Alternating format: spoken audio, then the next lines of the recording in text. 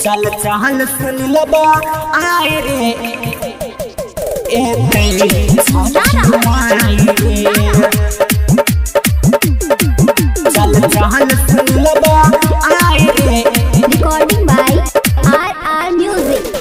पोखरी पे घाट बने देबै छिल चमकाई रे देबै छिल चमकाई रे। हाँ पोखरी पे घाट बने देबै छिल चमकाई रे। चल चहल छठुआ आई रे एते छठी माई रे। चल चहल सुन लबा आई रे एते छठी माई रे।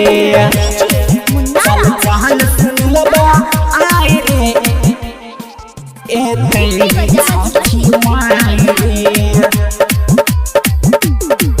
चल चहल सुन लबा आए रे एते छठी माई रे।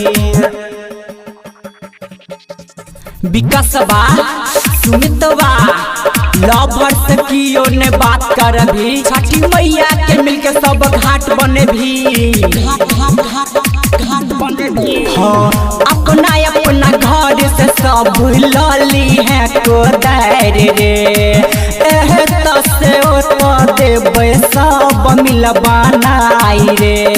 करते चम चम अपनो घटिया देबै मारे करी लगाई रे। चल चहल सुबह आई रे एते छठी माई रे। चल चहल बजुआ आई रे एते छठी माई रे।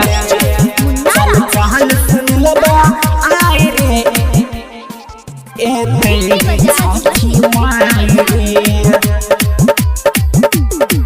चल चहल सुन लबा आए रे एते छठी माई रे। छठी घाट पकियन लड़ाई करते आ सब मिलनी पुपताई करते बोल जाए छठी मैया की।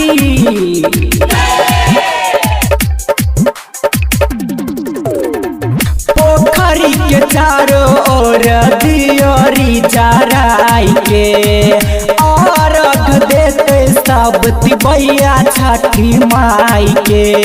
प्यारे लाल जितेंद्र संगे डीजे वाला भाई रे। चल ऋतिकवा आई रे एते छठी माई रे। चल बोलिया आई रे एते छठी माई रे। चल रे।